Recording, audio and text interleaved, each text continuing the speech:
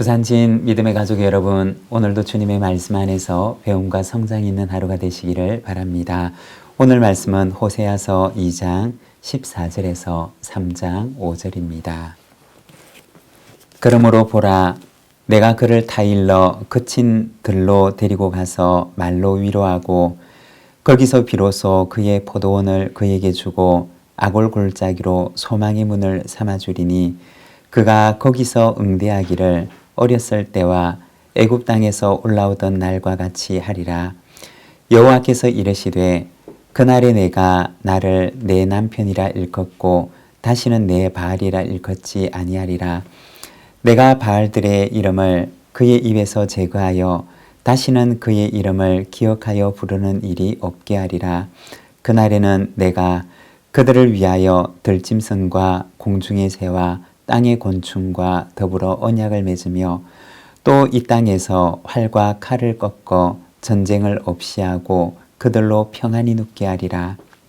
내가 네게 장가들어 영원히 살되 공의와 정의와 은총과 긍휼히 여김으로 네게 장가들며 진실함으로 네게 장가들리니 내가 여호와를 알리라.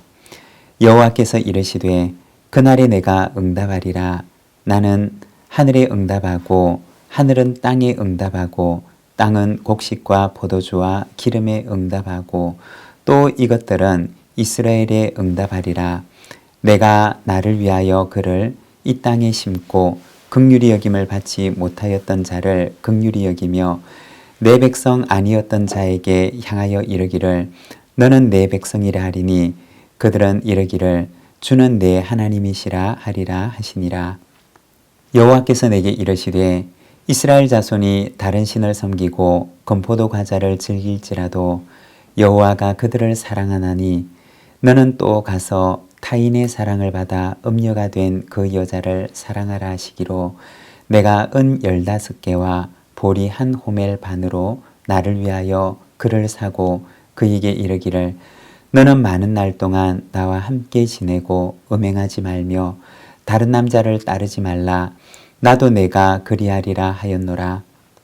이스라엘 자손들이 많은 날 동안 왕도 없고 지도자도 없고 제사도 없고 주상도 없고 에봇도 없고 드라빔도 없이 지내다가 그 후에 이스라엘 자손이 돌아와서 그들의 하나님 여호와와 그들의 왕 다윗을 찾고 마지막 날에는 여호와를 경외함으로 여호와와 그의 은총으로 나아가리라. 아멘. 오늘 우리가 함께 읽고 있는 말씀에서는 하나님과 이스라엘의 사랑의 회복에 대해서 말씀을 합니다. 14절에서 16절입니다.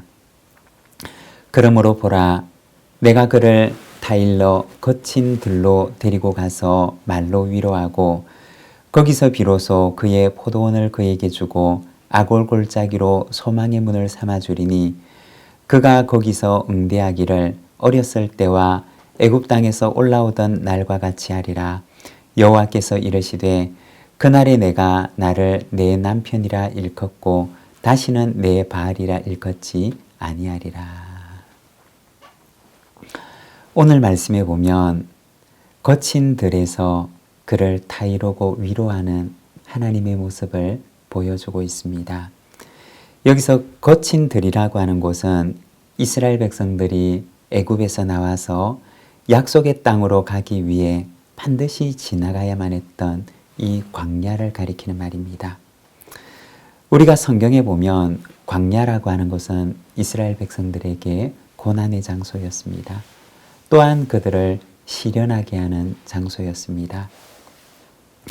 광야의 태양과 광야의 배고픔과 목마름은 그곳을 지나가야 하는 이스라엘 백성들에게는 두려움의 장소이기도 했습니다. 그러나 또한 그 광야는 공급의 장소이기도 하고 신앙의 장소이기도 하고 거듭남의 장소이기도 하며 또한 사랑의 장소였습니다. 배고픔 속에서도 그들은 이 광야에서 만나를 통해 하나님의 공급하심을 경험했고 불신의 세계관에 붙들려 살아오던 사람들에게 신앙의 세계관에 대해 눈을 뜨게 하셨고 세속의 백성들이 하나님의 백성들로 거듭나게 하셨으며 하나님과 깊은 사랑의 관계를 바로 이 광야에서 맺게 하셨던 것입니다. 그러한 곳이 바로 광야였던 것입니다. 여러분, 때로는 하나님께서 우리의 인생을 거친 들로 데리고 가시기도 하십니다. 거친 들에서 시련과 고난의 시간을 보내면서 우리는 마음속에 하나님께서 나를 잊으셨나 보다. 하나님의 은혜의 태양이 나에게는 가리워졌나 보다 라고 생각을 할 수도 있습니다. 그러나 사실 그 광야는 우리로 하여금 신앙의 눈을 뜨게 하는 곳입니다. 하나님의 사랑에 눈을 뜨게 하는 곳이며 우리를 하나님의 백성으로 거듭나게 하는 곳입니다. 15절에 보면 하나님께서는 그 거친 들에서 약속하십니다. 포도원을 그에게 주고 아골 골짜기를 소망의 문으로 삼아주리라. 여기서 이 아골이라고 하는 말은 괴로움 혹은 환난을 가리키는 말입니다. 괴로움의 골짜기, 이 환난의 골짜기가 소망의 문이 되게 하겠다고 말씀을 하십니다. 여러분, 오늘 내가 광야에 서 있는 것처럼 여겨질 때 그곳에서 오히려 찬양하시기를 바랍니다. 하나님께서는 그곳을 소망의 문으로 삼아 주실 것입니다. 19절과 20절입니다. 내가 내게 장가들어 영원히 살되 공의와 정의와 은총과 긍휼이 여김으로 내게 장가들며 진실함으로 내게 장가들리니 내가 여호와를 알리라.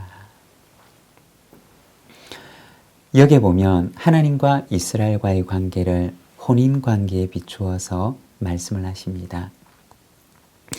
내가 너에게 장가들어서 영원히 함께 살 것인데 공의와 정의, 은총과 긍휼이 여김으로 그리고 진실함으로 장가들리라고 하십니다. 그리고 20절 마지막에 보면 내가 여호와를 알리라고 합니다. 여기서 여호와를 안다라고 얘기를 하는데 여러분, 하나님을 안다고 하는 것은 무엇을 말하는 것일까요? 하나님에 대한 알미라고 하는 것은 하나님에 대한 지식의 습득 혹은 하나님에 대한 지식의 축적을 말하는 것이 아닙니다. 하나님에 대한 알미라고 하는 것은 바로 하나님과 관계를 맺는 것을 말하는 것입니다. 그날이 되면 이스라엘은 하나님을 알게 될 것인데 신랑과 신부가 사랑으로서 혼인관계를 맺는 것처럼 그날이 되면 정의와 공의로서 은총과 긍휼이 여김으로써 그리고 진실함으로 서로가 혼인관계를 맺게 될 것이라고 말씀을 하십니다. 이스라엘은 하나님을 향하여서 그리고 하나님은 이스라엘을 향하여서 그러한 관계로서 혼인관계를 맺으며 함께 살 것을 말씀하십니다. 3장 1절과 2절입니다. 여호와께서 내게 이르시되 이스라엘 자손이 다른 신을 섬기고 건포도 과자를 즐길지라도 여호와가 그들을 사랑하나니 너는 또 가서 타인의 사랑을 받아 음녀가 된 그 여자를 사랑하라 하시기로 내가 은 15개와 보리 한 호멜 반으로 나를 위하여 그를 사고. 하나님께서 호세아에게 말씀을 하십니다. 남편에 대한 심의를 저버리고 타인에게로 가버린 그 여자를 다시 데리고 와서 그를 사랑하라고 말씀하십니다. 그리고 호세아는 은 15개와 보리 한 호멜 반을 가지고 갑니다. 그리고 그 여인의 값을 치르고서 그 여인을 다시 데리고 옵니다. 은 15이라고 하는 것은 당시 한 노동자가 1년 동안 일을 해서 얻게 되는 품삯이 은 5 정도가 되었다고 하는데 은 15이라고 하는 것은 노동자의 2년에서 혹은 3년의 품삯에 해당하는 것입니다. 그리고 보리 한 호멜 반이라고 하는 것은 오늘날의 단위로 약 330리터 정도 되는 양을 말하는 것입니다. 타인에게로 간 그 여인을 값을 치르고 다시 데리고 오는 호세아의 모습을 보여줍니다. 하나님께서 호세아에게 왜 그렇게 하라고 말씀하셨던 것일까요? 그것은 바로 여호와께서 그렇게 이스라엘을 사랑하신다라는 것을 보여주기를 원하셨던 것입니다. 여러분, 이것이 바로 우리를 향한 하나님의 사랑입니다. 그래도 사랑하시고 그래도 돌아오라고 말씀하시며 그래도 다시 회복해 하시는 사랑이 바로 우리를 향한 하나님의 사랑인 것입니다.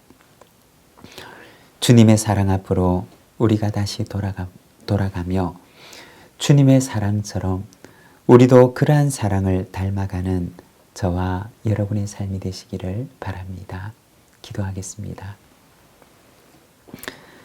하나님 아버지, 타인의 아내가 되어버린 고멜을 향하여서 다시 그를 사랑하라 말씀하시는 우리 하나님의 말씀을 우리가 바라봅니다.